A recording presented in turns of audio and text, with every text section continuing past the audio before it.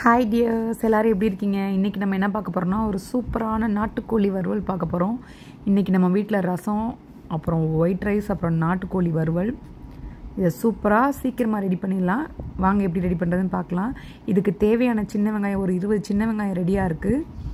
10 பூண்டு, ஒரு 2 துண்டு இஞ்சி எடுத்து வச்சுருக்கேன். அதுக்கப்புறம் உப்பு, காஞ்ச மிளகாய், கருவேப்பிலை, மஞ்சத்தூள், மிளகுத்தூள், இவ்வளோ தான் மொத்த இன்க்ரீடியண்ட்டு. 10 பூண்டு, அப்புறம் கொஞ்சமாக இஞ்சி, ஒரு 2-3 துண்டு இஞ்சி. இந்த இஞ்சியையும் பூண்டையும் சதைச்சி எடுத்து வச்சுக்கணும். இந்த சின்ன வெங்காயத்தை நீங்கள் தட்டி எடுத்து வச்சாலும் சரி, நறுக்கி எடுத்து வச்சாலும் சரி. நான் இன்றைக்கி நறுக்கி சேர்த்துக்க போகிறேன்.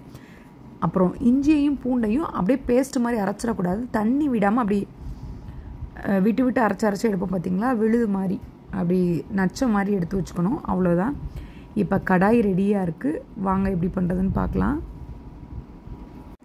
இதுக்கு நம்ம எண்ணெய் எடுத்துருக்கோன்னு பார்த்தீங்கன்னா நல்லெண்ணெய். எப்போயுமே நாட்டுக்கோழிக்கு நல்லெண்ணெய் ஒரு சூப்பரான காம்பினேஷனாக இருக்கும்.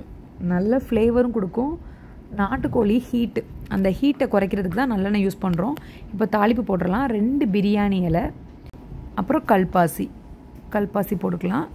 இதுக்கப்புறம் ஒரு சின்ன துண்டு பட்டை, இதுக்கப்புறம் சோம்பு, கடுகும் சோம்பும் சேர்ந்து இது எல்லாம் நல்லா பொரிய விட்டுறணும். பொரிய விட்டதுக்கு அப்புறம் தான் நம்ம அந்த மசாலாவுக்கு தேவைப்படுற சின்ன வெங்காயம், பூண்டு இதெல்லாம் சேர்க்க போகிறோம். நல்லா வெடித்து வந்துருச்சு. இப்போ கருவேப்பிலை, காஞ்ச மிளகா நான் விதை எடுக்கலை, அப்படியே தான் போடுறேன். 6-7 காஞ்ச மிளகா, நீங்கள் சிக்கனுக்கு ஏற்ற மாதிரி காரத்துக்கு தகுந்து போட்டுக்கோங்க. நான் இன்றைக்கி ஒரு 6-7 காஞ்ச மிளகா 2ஆக பிச்சு வச்சுருந்தேன். அது நல்லா வதங்கினதுக்கப்புறம் வெங்காயம், சின்ன வெங்காயம், இதுக்கு சின்ன வெங்காயம் தான் நல்ல டேஸ்ட் கொடுக்கும்.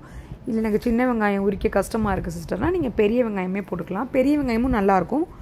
பட் சிறுசாக பெருசான்னு கேட்டால் இந்த சின்ன வெங்காயம் தான் டேஸ்ட் கொடுக்கும். அதுக்கப்புறம் வெங்காயம் வதங்கினதுக்கப்புறம் இந்த இஞ்சியும் பூண்டையும் சதைச்சி வச்சுருக்கோம் பார்த்தீங்களா.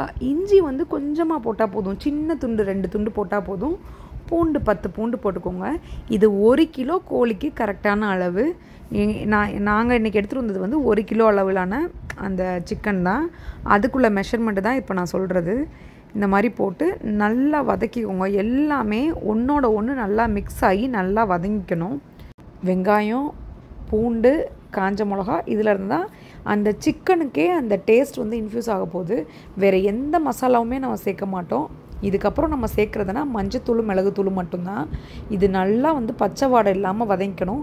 இப்போ லேசாக பிடிக்க ஆரம்பிக்குதில்ல, இந்த இஞ்சியும் பூண்டும் ஒரு மாதிரி நல்லா அதில் இருக்க ஜூஸ் எல்லாம் நல்லா வதங்கினதுக்கப்புறம் லைட்டாக பிடிக்க ஆரம்பிக்கும்.